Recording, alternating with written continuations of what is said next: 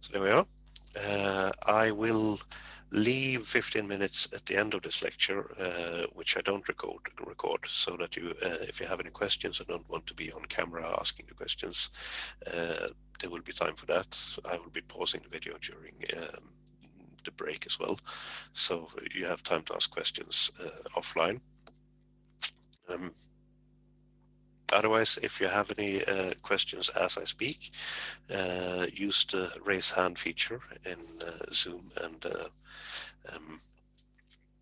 we'll take it from there. I have the chat open as well, so you can always type your questions in the chat, and I'll try to weave that into the lecture.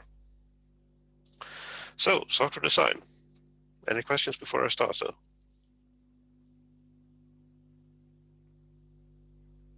No? Okay. Let's start by introducing myself. Michael Svanberg. I've been working at PTH for I think longer than some of you have been born. I think I started Easter 1995 as a project assistant while I was still studying there. And then I've been doing, well, all sorts of research, teaching in all sorts of areas. As you see, it's a long list of topics that I've touched upon. My current research interests are in architecture reconstruction and in, well, architecture spelunking, if you will, figuring out what can we learn by looking at the software architecture, different types of software architectures, and having fun with that. That's where I'm doing most of my research at the moment. Which of course means that you need to have, I need to have a reasonably firm grasp of object-oriented design in order to be able to raise the eyes to looking at an architecture as well. I've been teaching the object-oriented design courses for, well, on and off. I actually, one of the first courses I taught in 98, 99 sometime was also about object-oriented design, and then on and off I've been teaching in these courses I've had for, I think, the past 4 or 5 years or so. So that's about object-oriented design and my teaching in that. Let's go into the course, and let's switch over to Canvas. Let's see what we have there. So the course homepage. Let's go through this in some detail, see where we can find things. So first of all, you find the start page. This might look a bit different if you are using the mobile application. So the front screen, I think, is a bit more difficult to find if you use the mobile application. But if you go to the web, you'll find under Home, you'll find this page. Here I'll be posting everything that shows up during the course that is of interest to you. I'll be using announcements if I need something to reach you quickly, but or definitely reach you. Otherwise, I'll be posting on this page. You have the link for the Zoom lectures where we will be teaching. Well, you've obviously found that since you are connected. The schedule, you found that as well, I guess, on Time Edit. And you can always reach me when I'm working. I have the GitHub chat up and running, so you can always ask questions there.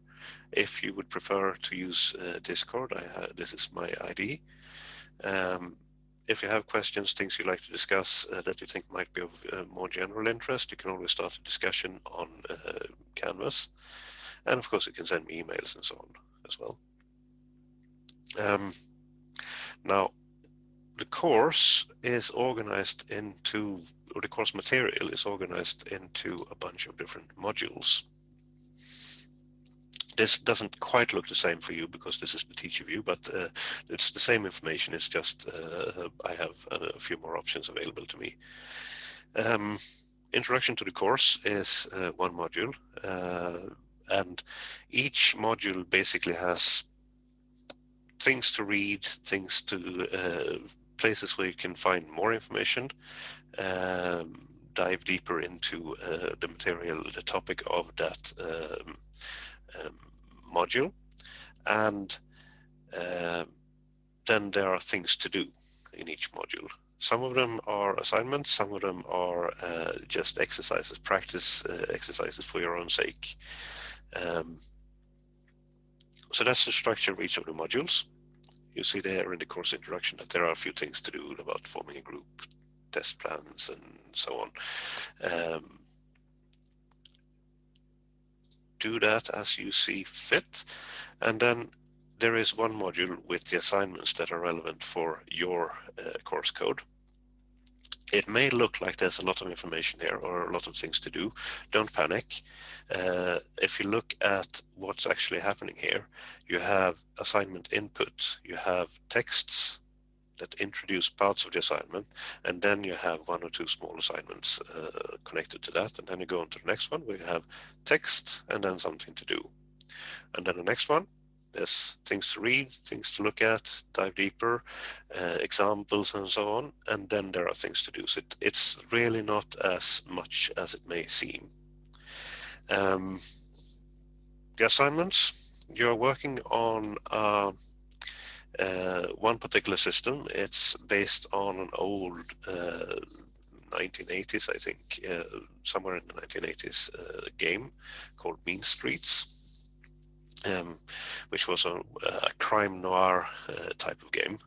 The idea is that actually you can use it as any text-based adventure game as well, if you're more familiar with that domain. So there is, you enter a scene, you look at the items that are available in the scene, you interact with the characters that are available in that scene, and then you exit and move on to the next scene. To make it more fun in terms of, or more modern, we can pretend that you are getting alerts on your phone if you're walking around in a town and you come close to where a certain scene should be. For example, in the alley next to this and that church or whatever, there is a murder, and you walk by outside of that church in this real town.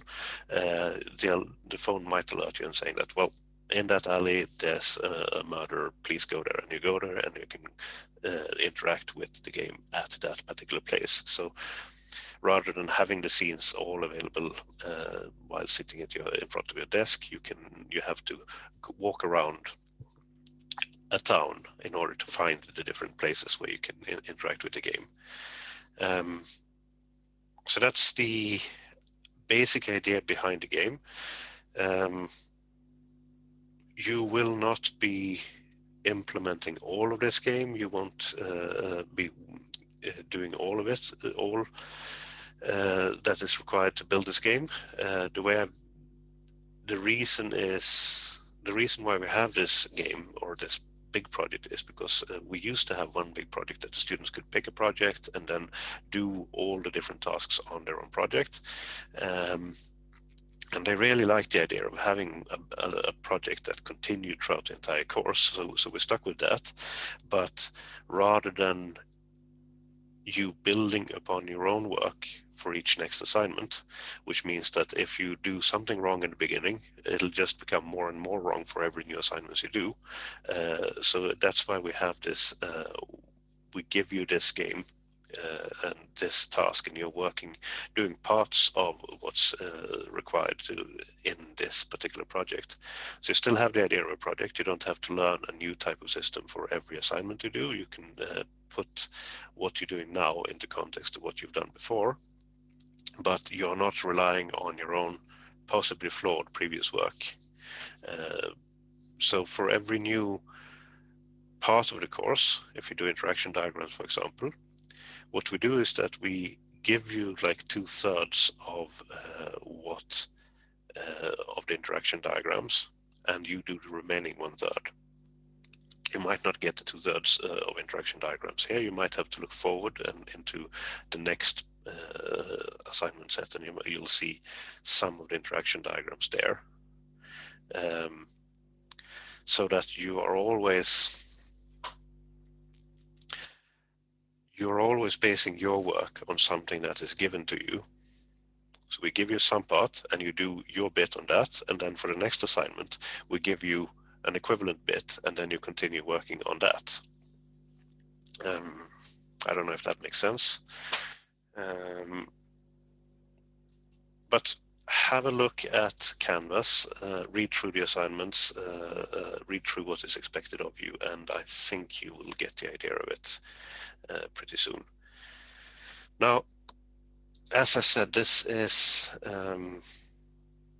part of this material is used for other course codes as well, and some of it is unique for you, and some of it is unique for the other course codes, which means that the modules are organized according to topic. And some of the topics are more relevant to you to follow, and some of them are not quite as relevant for you to follow. I think, for example, for PA1458, the software architecture module is not as relevant. You have a couple of clues as to which modules are relevant for you to look deeper into. First of all, the lectures and the lecture schedule and what is covered in the lectures. If you look at the assignments, and you can see from the assignments which modules that are required in order to complete the tasks asked of you. And if a certain module isn't asked or linked from the assignments, then it's probably not a part of your course. If you look at the course syllabus and the learning outcomes there, you can also sort of figure out that, well, if the course syllabus doesn't mention, for example, software architectures in your case, well, then probably the software architecture module isn't as relevant for you. But I don't believe in hiding information. So since it's available for some of the students in various course codes related to this, then why not offer it to all of you? If you find it interesting, have a look. If you think it's a waste of time, then don't. I leave that decision up to you. What else to say about Canvas? If you go into the People tab, you have assignment groups over here.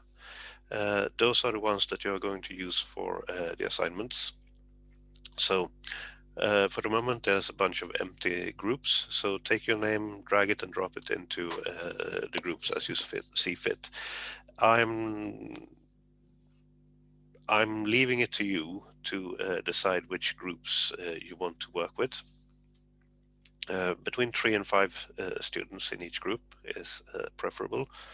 And then it's really up to you to decide whom you want to work with. If you can't find a group for whatever reason, then you can always ask in the discussion board on the course homepage on Canvas here, or as a last resort, you can email me and I'll assign you to a group. Try to solve it yourselves first, because that's that way you don't have to get mad at me for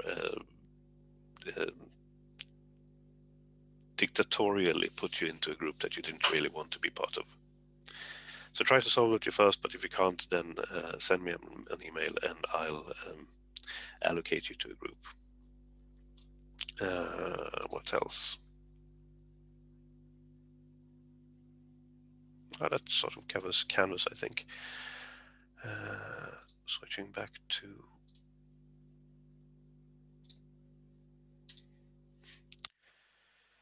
so, as I said, the modules on Canvas, each module is on a particular topic, and it will introduce the topic. It might give a few examples on how to think and work and how to model in that topic. There are lectures associated with the modules. So if you look at the lecture schedule and you see that, well, there's a lecture about requirements engineering, well, then you'll find the lecture slides for that for requirements engineering under one of the modules that is most relevant there. So you'll probably be looking at understanding the problem domain if it's about requirements engineering, and you'll find the lecture slides there. There are these lectures where we that's the classroom lectures in a normal instance. I would really like that you are active in these lectures, that you discuss and you ask questions, and we can have a more back and forth discussion about the subject. Sorry.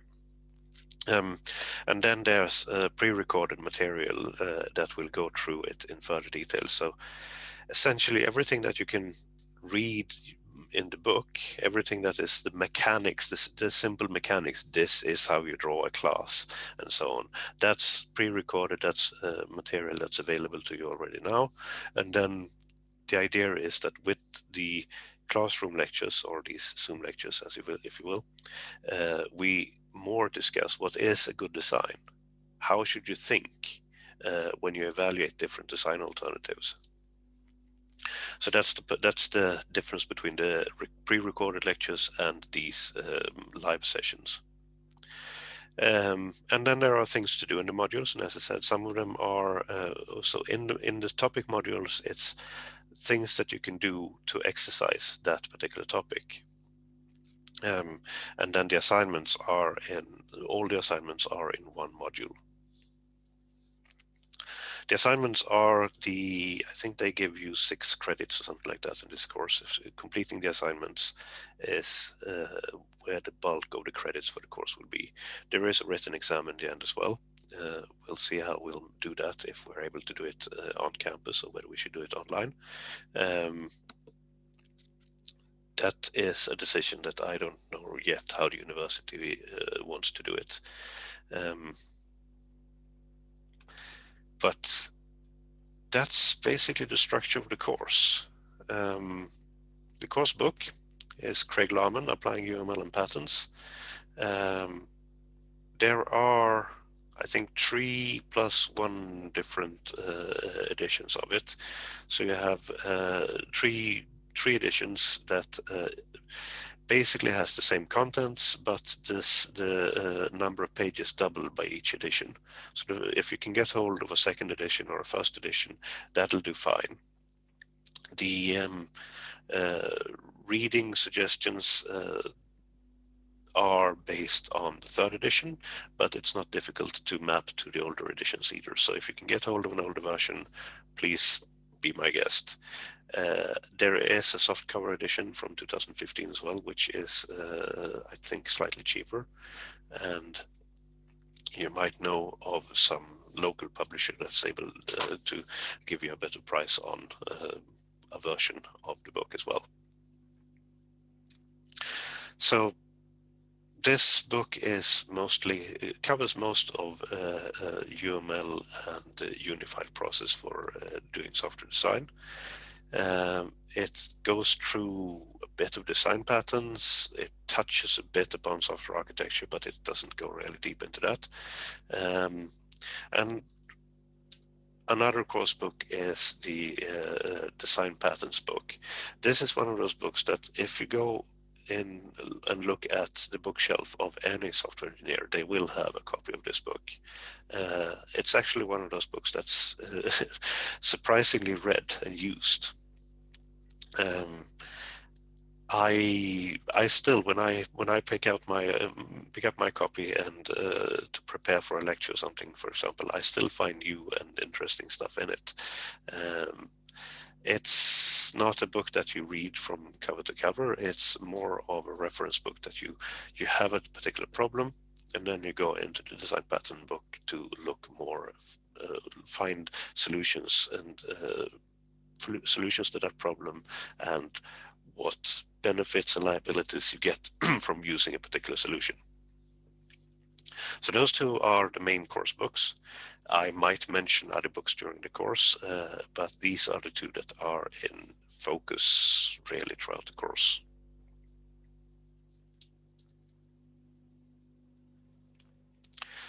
The assignments, a few more words about that. You submit the work in groups of between 3 and 5 students, and you'll find the deadlines on Canvas. I think the first deadline is, hang on, let me check.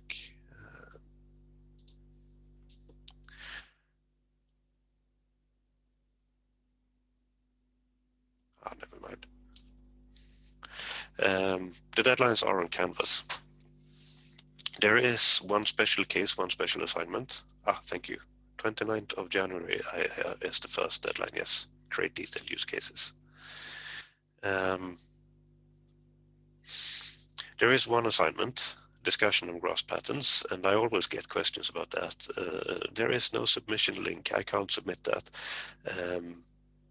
The idea with this particular assignment is that it asks a couple of questions of you that makes you think about how should you model your design, what forces are in play here, who should be responsible for doing certain things.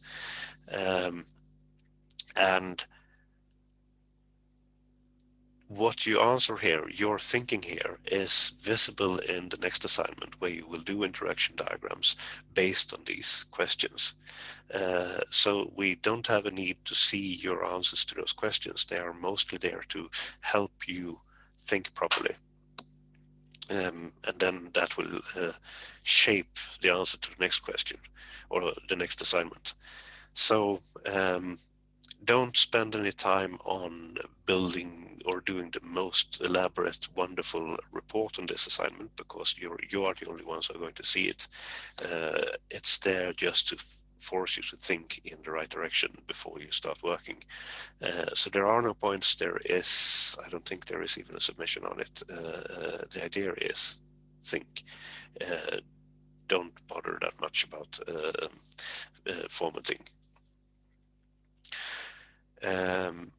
Resubmissions, the way we've been doing it before, and I think we'll stick to that, is that during the course, it's all working material. You can always improve upon what you've done.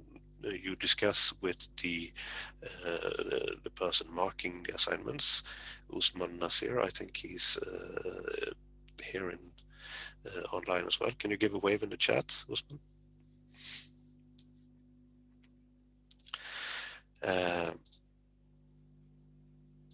Or maybe it's not here anymore. So he will be doing all the marking, and if you have questions about the marking, or you want to have see how you should improve in order to improve your grade for a particular assignment, then please do discuss it with him. The way I see it, as I say, is during the course, of course, you're supposed to learn from your mistakes, improve upon it, and then do as good as you can. At the end of the course, after two weeks after the course ends, we are going to be working on other things. We are no longer have time allocated for this course, so we'll have to put a deadline somewhere that within 2 weeks after the course ends, it's okay to resubmit, but after that we'll have to put an end date there. If you still have work to do in order to meet the pass grade, you will have you will be able to resubmit at in connection with the exam dates. So if you have work to do left after the course is finished, then look at when the resit for the exam is, and that's the next deadline for when we will be marking assignments in the course. But during the course, it's a discussion more than a submitted assignment, as I see it.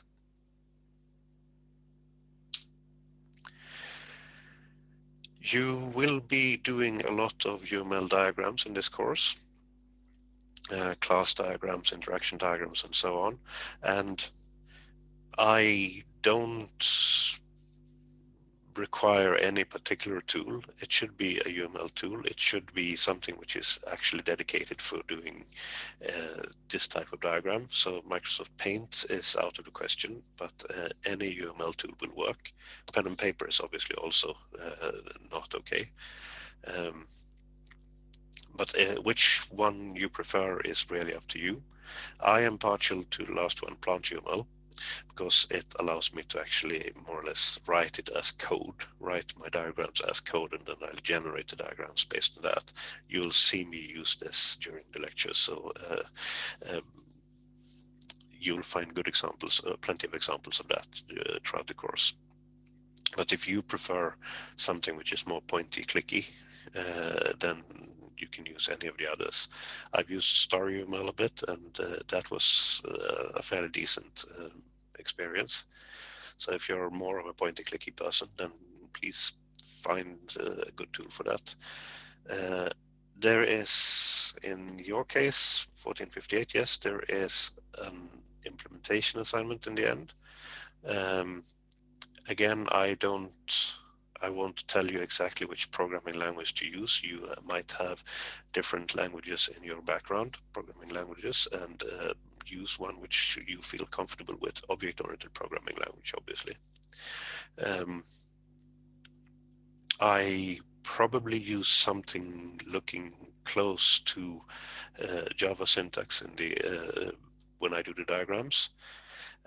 Simply because it's easy to type and relatively easy to read. I don't have to worry about pointers and referencing and dereferencing of pointers and so on, which I would have if I use C++. So it's fairly straightforward and it conveys the idea. If you're more used to another programming language, Common Lisp, for example, then that's fine as well. But that's really up to you. So we have time for a brief discussion before we go on the break. Why should we bother about modeling at all? That's a good question, right? Yes, you can use Python if you like, if it's object-oriented Python.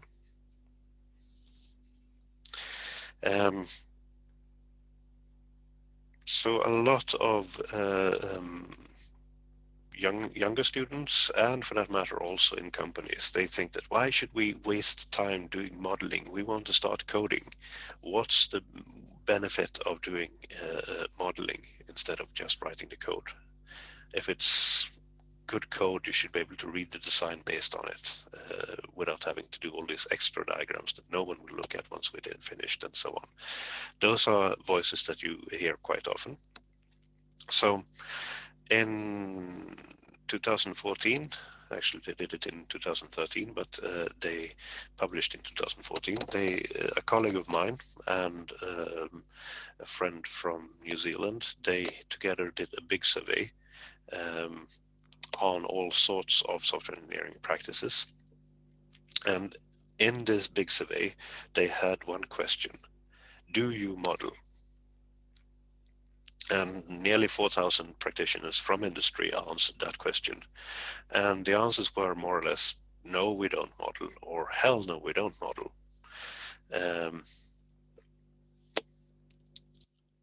And if that's the prevalent view from in 4,000 industry practitioners that no, we don't model, why should we teach it? Why should we teach it? Why should you learn how to model?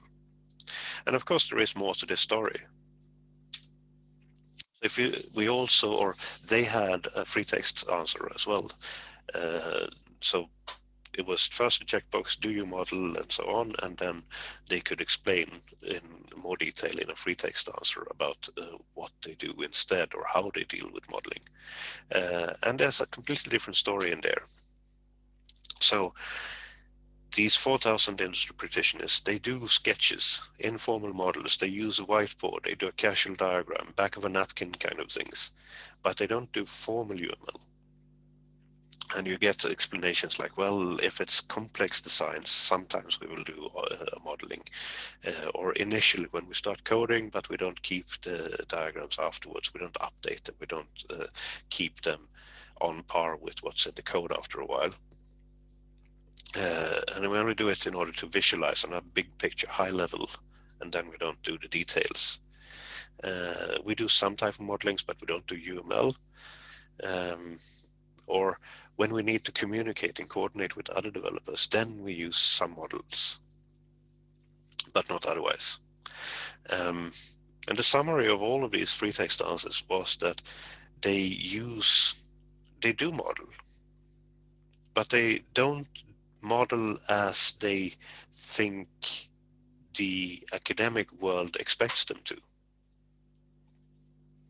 They do use models to analyze stuff. They use it to solve problems, to visualize, communicate, and all of these things. They are using models, but they don't use it as they expect us from academia to want them to model, in terms of that they've been trained in model-based engineering, that you first do your fancy model and then you transform that into code, and then you work with the code, and then you're able to transfer back into the models and have this nice, beautiful cycle where you never even have to look at the code because it's all in the models and so on.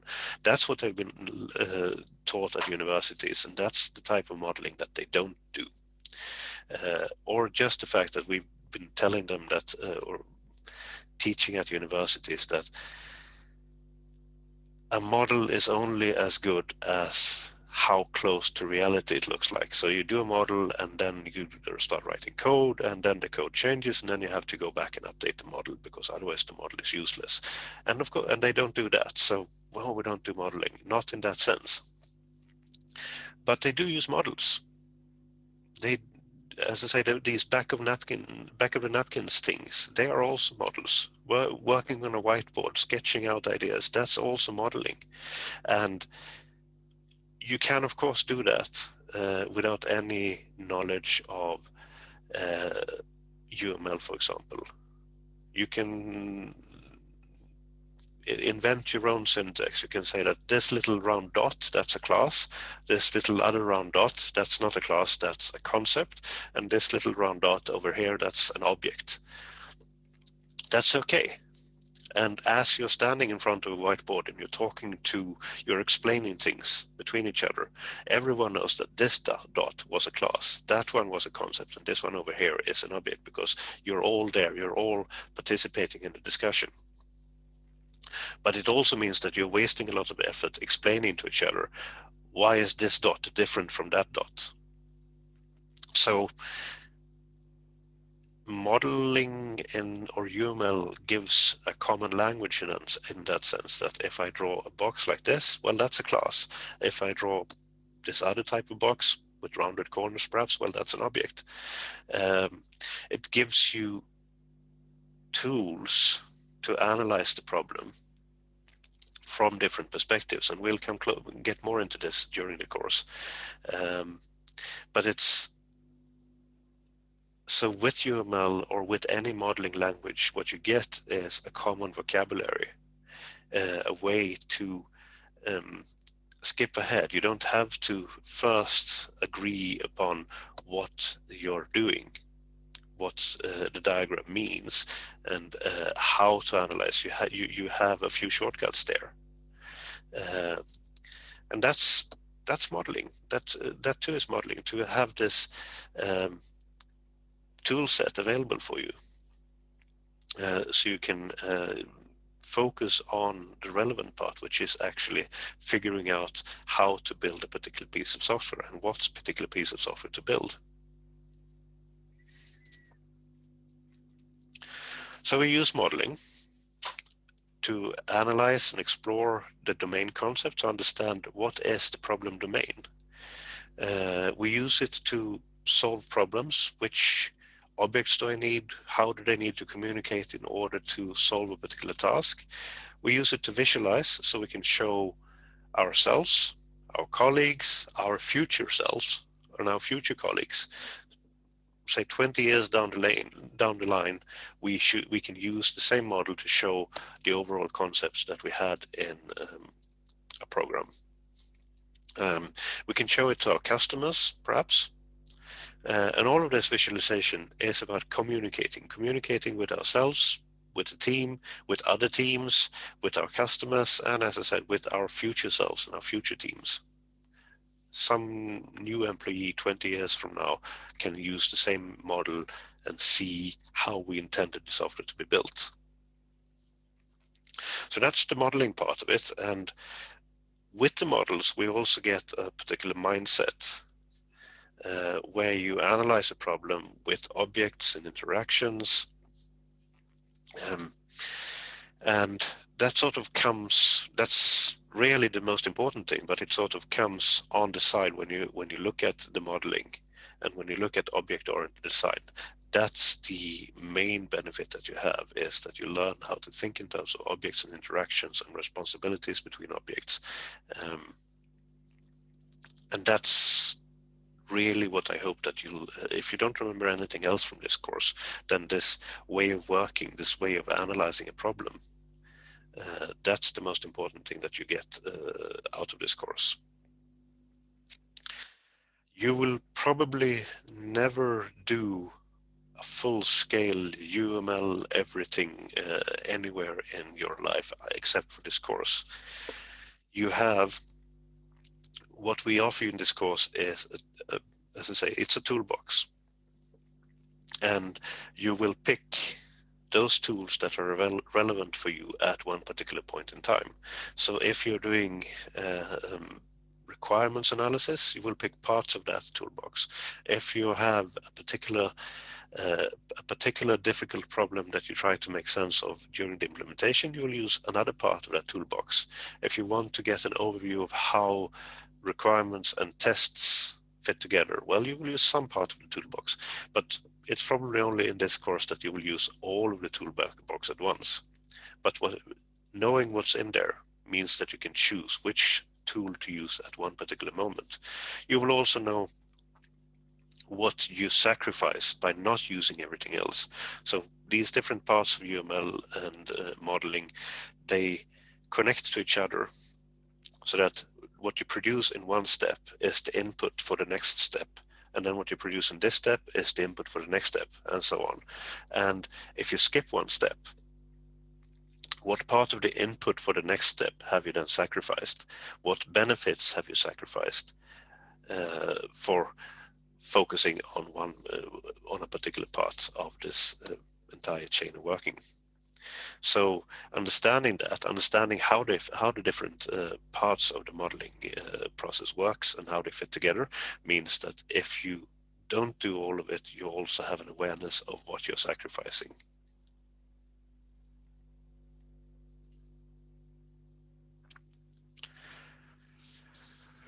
Right. Yeah, let's talk about this as well before the break. So somewhere 1970 something or other, Winston Royce talked about, or wrote a paper that is known as the introduction of the waterfall development model. How many of you have heard about the waterfall development model? None, as far as I can see. So Winston Royce would be really happy about this. Every year I ask this question, and fewer people say that, yeah, I've heard about the waterfall development model. And none would be happier than Winston Royce for this, because he never used the term waterfall. He never introduced it as a way of working and thought that said that this is a viable way of working.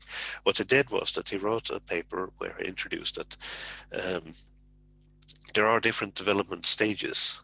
You do requirements gathering, and then based on these requirements, you do analysis, try to figure out how these requirements fit together and how the domain really works.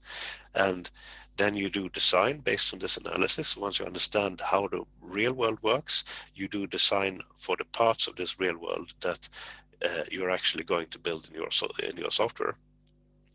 And then you do implementation based on your design, and then you test this, and then you do maintenance. So he had this picture on the first page where it sort of looks like a waterfall. And that's why people looked at this. They looked at the first page and said, that's a waterfall. That's a beautiful way of developing software. And then you turn the page, and more or less on the top of the second page, Royce says that this will never work in practice. And then he goes through the rest of the paper and discusses how you do feedback loops between these things, so that when you do the design, you realize that, well, you haven't done a proper analysis. You'll have to go back and do more analysis. You might go back and do some more requirements engineering, and so on, all the way through. So even in the maintenance phase is basically just going back and doing more requirements engineering and then going through this entire chain all over again. People looked at this waterfall model that they thought it was, and then they started doing project planning based on this.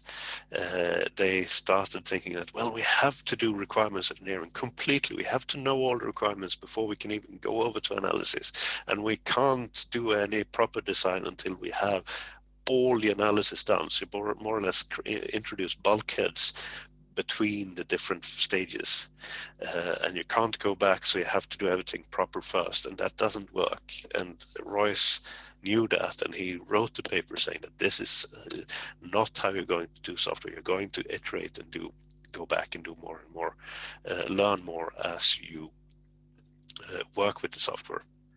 But as an explanation model, when we teach, it divides the problem of building software neatly into different piles. That there is something called requirements gathering. There is something that has to be done in terms of analysis. There is something that has to be done in terms of design and so on. And then how we go back and forth between them, that's a different story. But the different phases are there. And if you look at object-oriented design and object-oriented analysis and design, you will find that they actually, I'll stick here. You will find that they follow more or less the same idea, that you can't know what object-oriented design is required unless you've done some form of object-oriented analysis, and you can't do object-oriented analysis unless you've figured out what the problem domain looks like, and you can't do that unless you have an idea of what the requirements are. So we sort of stick to the same idea that we have these phases from the waterfall model, but we focus more on the object-oriented side of it. We don't just use, we can do ad hoc requirements gathering. We can gather requirements in any way, shape, or form. But with object-oriented design, analysis and design, we are given a specific tool to do it in terms of use cases, for example. So object orientation is a matter of looking at the world in terms of the objects that populate this world and the attributes that these objects have and the relationships between those objects. We look at how different objects collaborate between each other in order to solve a particular task. And in that collaboration, we can see that some objects have different responsibilities. So if I look at, I don't know,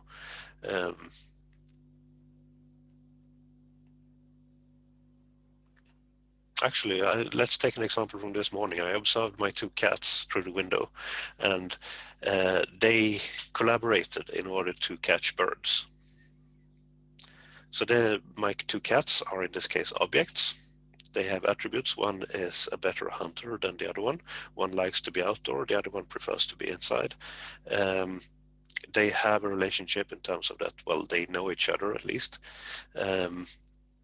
They have a relationship to the birds as well. They like birds.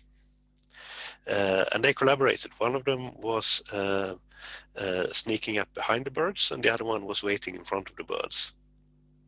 And then the one who snuck up behind the birds scared them, and they flew right to the other one who caught a bird.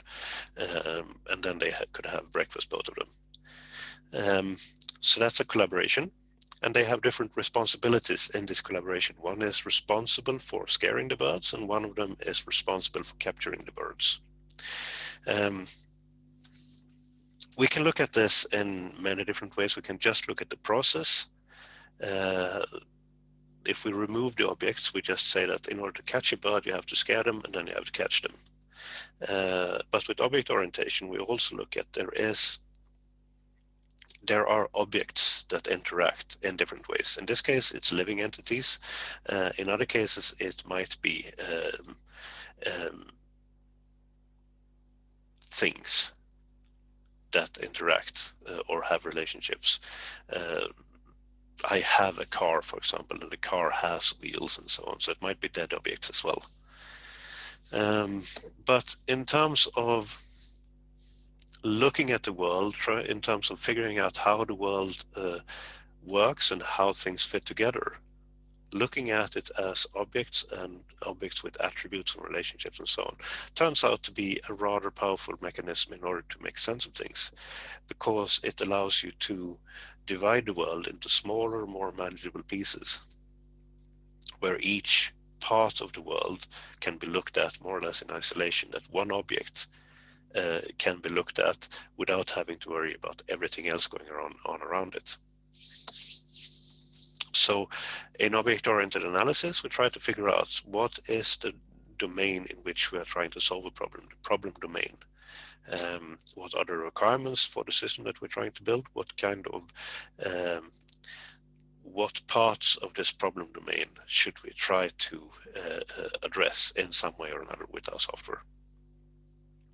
And then we'll take those requirements, we'll take our understanding of the problem domain, and we will do a software design, an object-oriented software design, to figure out how should we model relevant parts of the problem domain such that they mimic the real world and address the requirements that we have on and address the software system that we're really going to build. Once we've done this, we have an idea that these parts of the reality, these objects, needs to be modeled. Each of these objects have the following relationships, the following attributes, the following methods, and so on. And from there on, we can start building our object-oriented system, implement it and test it and maintain it and so on.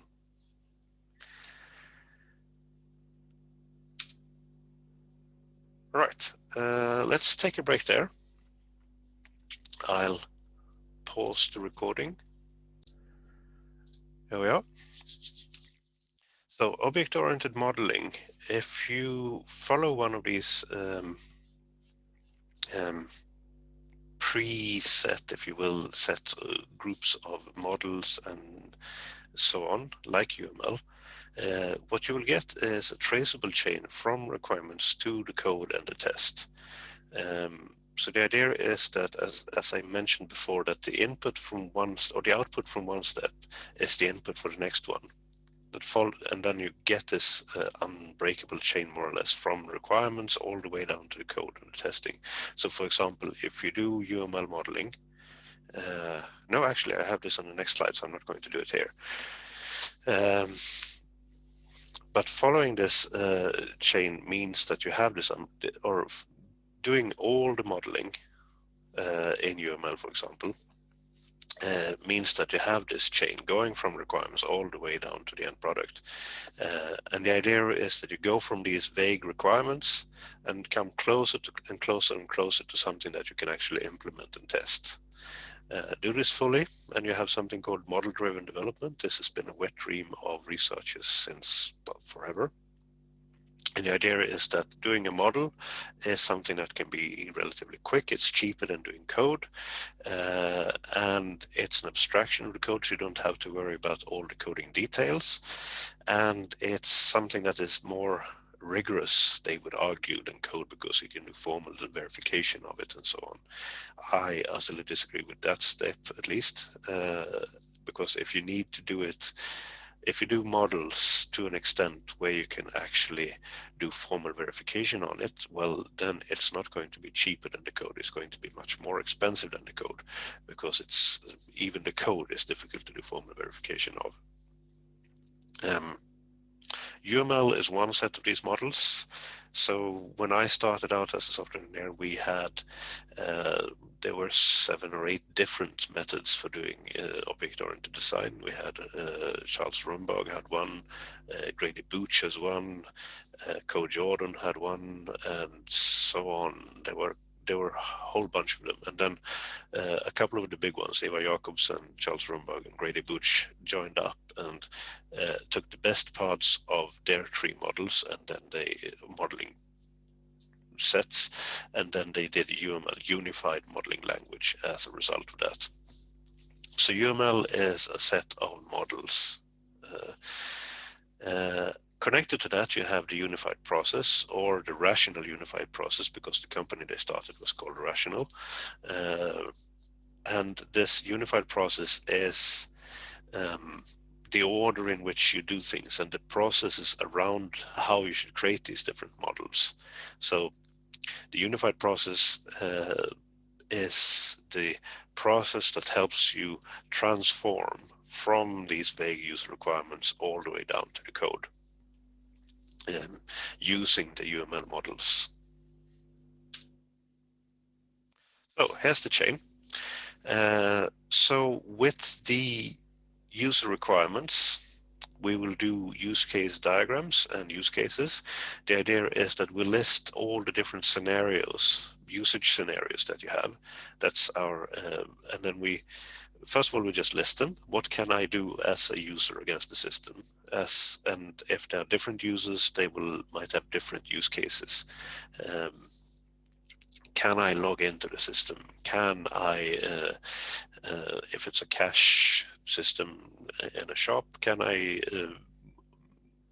enter an item? I want to buy a liter of milk, for example. Well, can I enter that into the system that here's a liter of milk? I can pay for myself. I can pay with card, or I can pay by cash, and so on. Everything I can do against the system. Those are my use cases.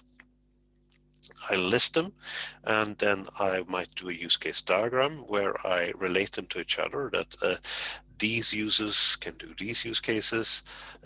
Here's one subsystem, here's another subsystem, and that subsystem is responsible for these use cases. This subsystem is responsible for these use cases. The following use cases are related in some form or other. They use each other, they build upon each other, or something like that. So that's my use case diagram. And then I go into further detail on each of these use cases, and I describe, in order to enter a liter of milk into the cash system, what steps am I actually doing? How is this interaction going to play out between myself and the system, between the user and the system? So first I'll do this, the system responds with that, then I'll do this, the system responds with that, and so on. That's my use cases. And I write them in this level of detail because it really is a script. It's, in some sense, I can use this as a test case later on. I can say that if I can follow this use case, if I can follow this script, I can do this, and I get this response by the system, then I can tick that off and say that so far I'm fulfilling the specification. I have tested the system this far, and I can do the next step, and if the system responds in this way, then I can test it. That too is testable.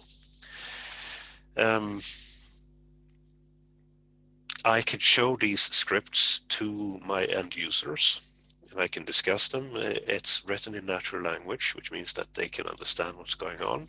They can see that I have understood what they want the system to do in a proper way. I've understood what actors are involved in the system and what each actor can do against the system, and roughly their idea of how you're supposed to interact with the system.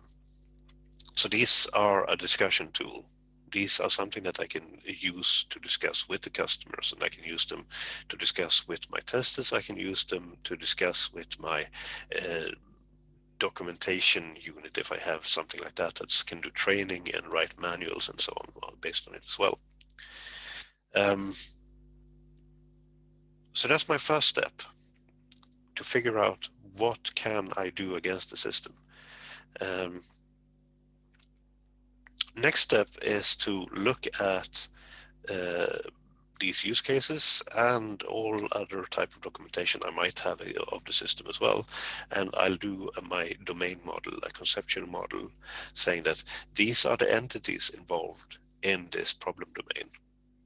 So I have my cashier, I have my customer, and I have the item, the milk item, I have payments, and all of these things. They are objects in this problem domain, and therefore I can model them, or they are concepts in the problem domain.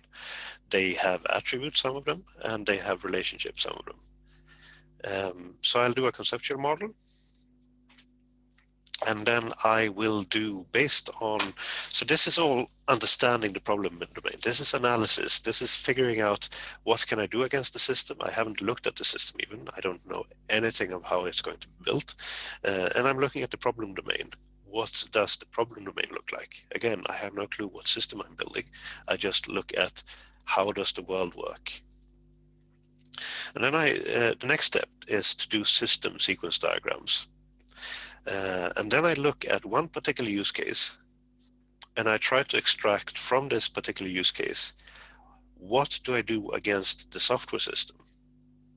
And I try to do that in terms of method calls. What method calls do I generate against the software system? So it's a translation between the natural language discussion that I'll have in the use case about how I do with what I do with the system, and then I translate this into something which is actually method calls, something that happens with the software system I'm building. So now I'm getting closer to doing to the software system I'm building. And then for each of these method calls that I have in the system sequence diagram, so I have one system sequence diagram for one use case. And then I have a couple of methods in the system sequence diagram. And then I can take each of these methods or method calls, and I can do a sequence diagram where I sort of open up the system and I look at what objects do I need and how do I need them to interact in order to address whatever is requested from this method call. So how do I solve this task? To my help in doing this, I will be using a class diagram, which is basically mapping from the problem domain. What concepts in the problem domain will I need to have representations of in order to solve this task? So that's the class diagram, and I can also, as I do my sequence diagrams, my interaction diagrams, I can see that I will need a class for this, I will need this object, so I need this and that class. So I'll be working very much together. It's not something that I'll do in sequence here. I won't be doing first all the use cases, then everything about the conceptual model, then all the system sequence diagrams, and then just focus on the class diagram. I will be working in parallel with many of these things. But what I learn from the use case diagrams, the domain concept I see there will of course be a good help in defining the conceptual model.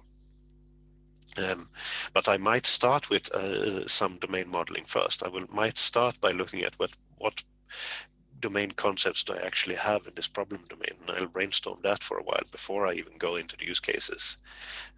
So I might do this partly in parallel. The system sequence diagrams, they really build upon the use cases. So those here, there is a strong connection that without the use cases, I can't do my system sequence diagrams. And without the domain model, I can't really do my class diagram either, but I will do the class diagram and then remaining interaction diagrams in parallel. I will do them together, more or less. And once I've done my system sequence diagram and the classes I need and the methods I need and so on, and the interaction diagrams for one use case, I can go on and I can take the next use case and I can look at what method calls do I generate against the system here. That's my system sequence diagram for this use case. What classes do I need interacting with each other? What objects do I need, and how will they interact with each other for this particular method in this particular use case? And then I can build that use case or part of that use case, and I can move on to the next one. So the starting point for the planning is very much the use cases. Unless I know, or until I know what I am supposed to be able to do against the system, I don't have a basis for planning the order in which I'm going to implement it. So I'll start by doing the use cases, at least listing them. And then I can start prioritizing them. And I can start saying that doing this use case before this use case means that I can deliver something to the customer or whatever, and that's the order in which I'm going to implement them. But I don't need to implement all of them in order to have a working system. I can have a working use case with all the classes and objects and so on required for that use case. And then I can add the next use case, and then some of it will overlap. Some new methods might appear in the classes that they already had. Some new classes will appear, and so on. So I can grow the system piece by piece in this way. Design patterns, they're worth to mention in their own right as well. UML and unified process basically just say these are the steps that you should take. If you've done your use cases, then you can go on and do your conceptual model. This is what a conceptual model is. It doesn't say anything about what's a good conceptual model and so on. It does, later on, it doesn't say this is a good class diagram. This is good relations between the classes. Just say this is how you draw a class. These are the types of relations you can have between classes. And the process is, well, find your classes, find your relationships. It doesn't say if it's good or bad. That's where design patterns come in. You have design patterns on different levels. You have design patterns which are the ones in the book I mentioned, the design patterns book, classic design patterns, if you will. They are on the level of you have a particular problem and you need a solution in terms of which classes and which objects do you need to have in order to, and how should they collaborate in order to address this particular problem. On a lower level, you have what Craig Larman calls grasp patterns. These are not new from Larman. They have been around since forever with different names, more or less confusing. What he did was that he gathered them under one umbrella and gave them more meaningful names and in some way explained them slightly better. The grasp patterns, they are on a much lower level. They're not something that you can say when you do your design. You won't be annotating your design diagrams by saying that, well, here I'm using the grasp pattern information expert. You might do that if you do the classic design patterns. This is part of the strategy pattern. You'll give the classes names accordingly and so on. When it comes to the grasp patterns, it's more a matter of how you think. It'll help you think when you assign responsibilities to different classes. It's a tool that more or less should become an extension of your own hand. If you know your grasp patterns and you apply them more or less subconsciously as you design, you'll be thinking about, well, I have two classes here. Who should be responsible for knowing this and this piece of data? Well, who's got the methods? Well, it'll be this class, so I'll put the data there. Or vice versa, I have the data in this class, so I should put the methods there as well. I should have low coupling, so if I have more connections than this, there are too many connections here, I should strive to remove the connections between some of those classes. And so it's the grasp patterns are on a low level to help you think in terms of a good design. If you strive for these principles that are part of the grasp patterns, you will get a better design than if you just randomly assign things, for example.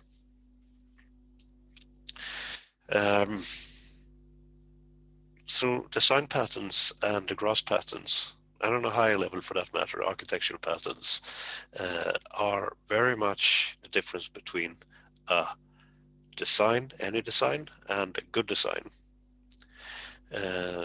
So that's why we will focus quite a bit more later on in the course on this. You will need some of the basic building blocks in place first. You'll need to figure out, you need to understand what is the class view, what are sequence diagrams, what are interaction diagrams, and so on, in order to be able to work with them properly. But it's they are the ones that are going to help you think in the right way to create the good designs. They will be the difference between any design and a good design. So we'll come back to design patterns very much later on in the course, but that's why I wanted to mention them already now as well. So, remaining 15 minutes. The idea is, again, this is something which works very much better in a classroom setting than on Zoom, but we'll have to make do with what we have. The idea is to discuss a bit about an example, which of course doesn't work here. So I'm going to copy paste and then I'll do this for you instead. Yep.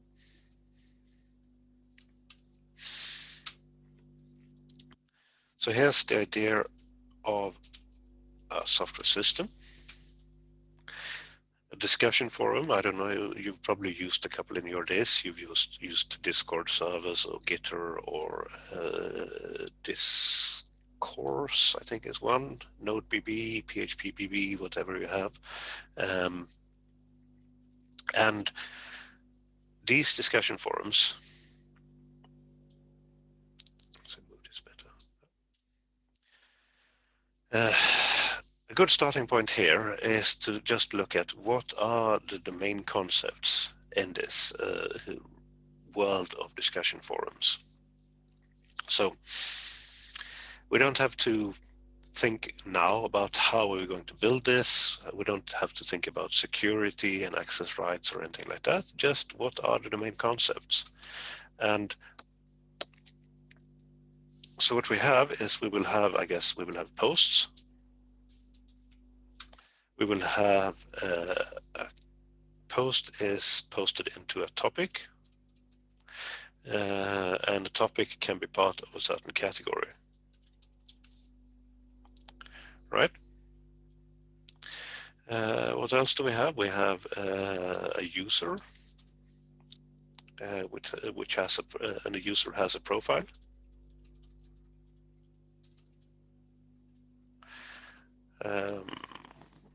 Something like that. That sort of connects or sums it up. I'm cheating a bit and using the class diagrams for doing these things. There is in UML no difference between, or there is a lot of difference in terms of what you put into the diagram if you do a domain model or if you do a class diagram, but they are reusing the same syntax. So the only difference is that we don't go to the same depth in terms of what attributes we put in, what relations we're allowed to use or anything like that. All right, we said that the post is part of a topic.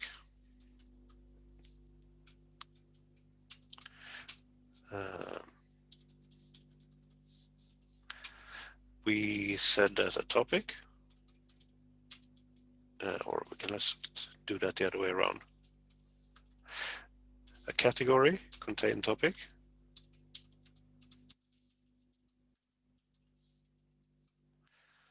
A user creates posts.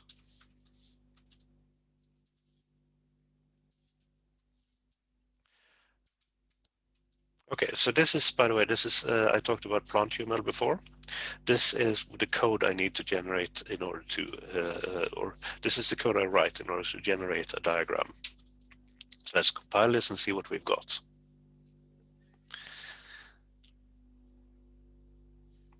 Here we are. I can tidy this up if I will, but I really don't, I don't need to do that. So we have a few concepts, domain concepts. We have posts, topics, and categories and users. and we have relationships between those concepts. This is really the core of a discussion forum. There isn't that much more to it, really.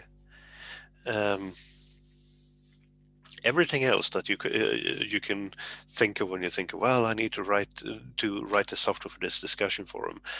We need to have a database. We need to have a web client. We need to have perhaps an Android client. We need to have a persistent storage of whatever. We need to have a cache here. We need to have a collection of items over here. We need to have security, access rights. We need to have admin pages, and so on and so forth. That's really implementation details. The domain concept, or the problem domain for a discussion forum, is that there are posts that are part of topics, and these topics are part of categories, and you have users that are allowed to post.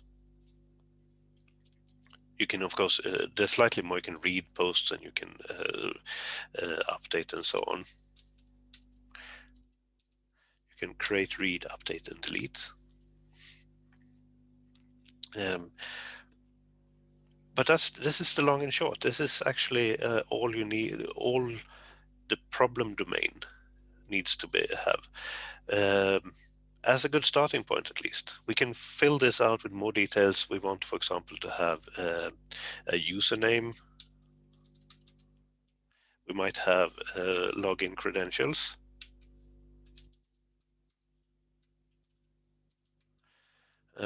For a particular user, we will have the contents and the title for a post.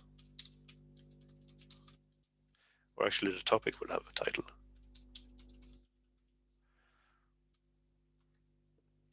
We might have other things. We might have the ability to upvote or downvote a post.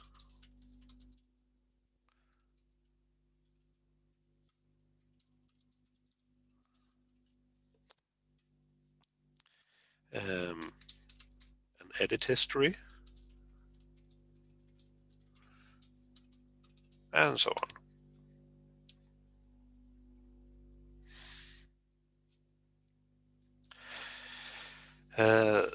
So we can flesh out more details if you want, but the starting point is this very short list of domain concepts: posts, topics, category, and user.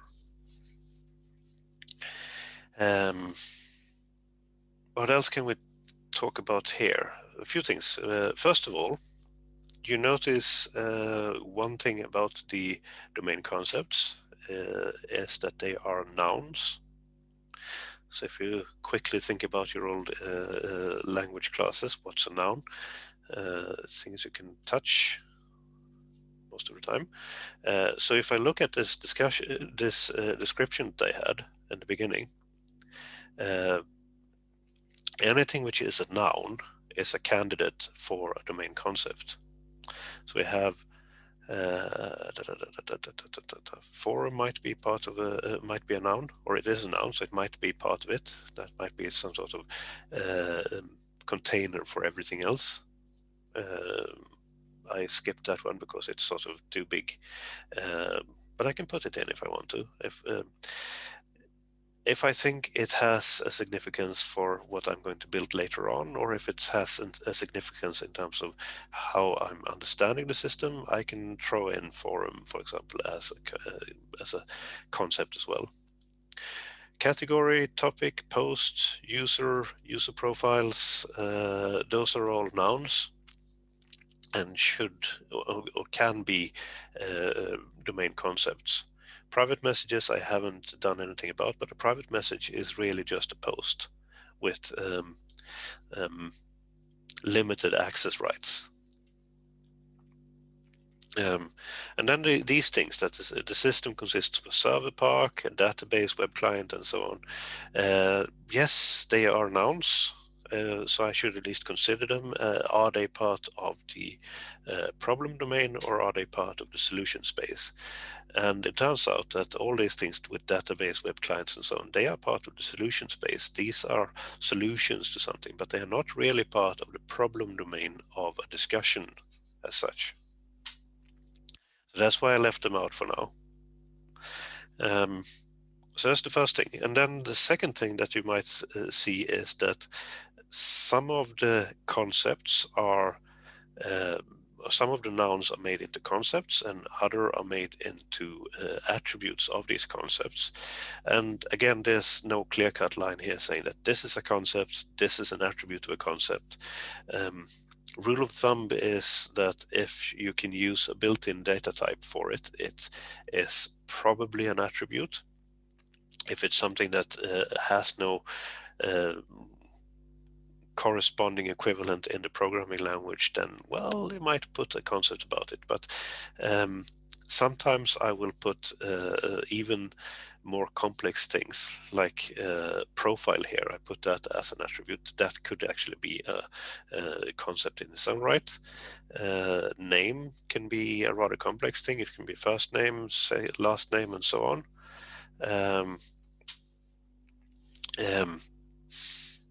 But sometimes, so I could, with name and credentials, for example, especially with credentials, I could use a concept for that, because it's actually a rather complex entity. I've got several sub-attributes there, but in terms of understanding the problem domain, it's sufficient to have it as an attribute. So I'm sticking with the more simple here. In the domain model, I most of the time don't focus that much on the methods I can do, because I don't know what methods I need yet. That's something that comes later, because based on the use cases and the use case modeling. But if I need to do, if I have something which is very obvious that I should be able to do, let's see, category perhaps, and I want to be able to list topics.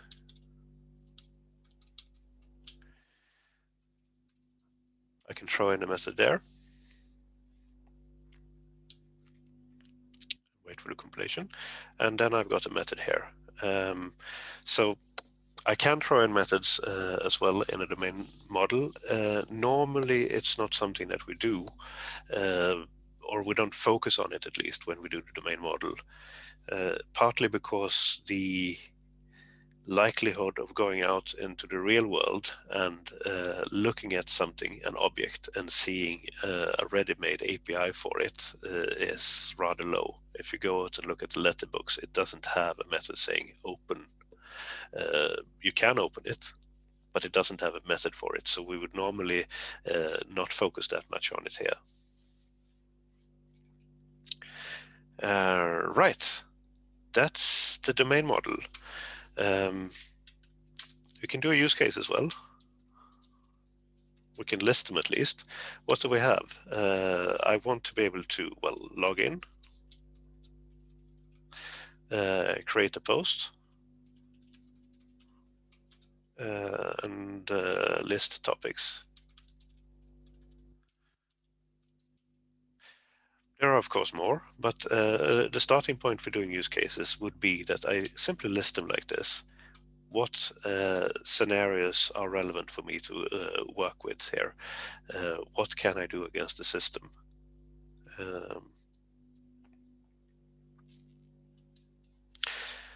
And already here, even with just these names, first of all, notice that the names describe an action I can do against the system. It's not just the verb list, and it's not just the noun topics, it's list topics. It's an action that I can do with the system.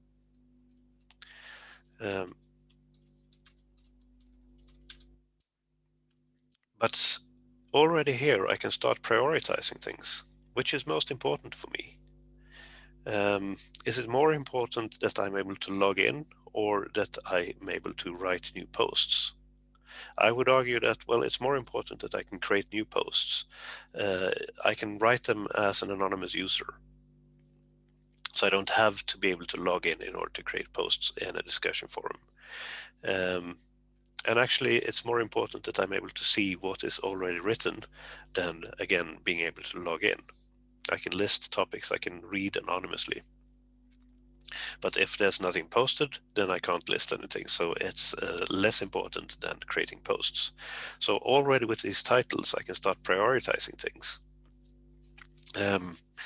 And create posts in all its simplicity can be actually, it's a good starting point, because if I do that, I need to put up a lot of the underlying scaffolding of the system, if you will. So in order to create a post, well, a post has a topic and a category, so I need to create a topic and the categories as well in order to be able to create a post. In order to create a post, I probably need to store it at least in memory. I know perhaps don't have to focus on persistent storage yet, but at least I need to have it be able to create it in memory.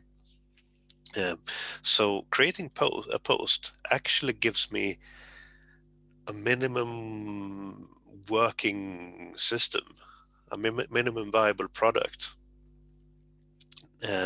for a discussion forum. If I then add list topics, well, again, it's something that is using slightly more of the system that has to be in place in order to create a post and so on. So for each use case I build, I'll be adding more and more of the scaffolding needed in order to create the full system. But create post as a starting point gives me quite a bit of the underlying structure of the system. I need to create quite a bit of that structure in order to be able to implement the create post use case. So it's a good starting point for that, from that sense as well.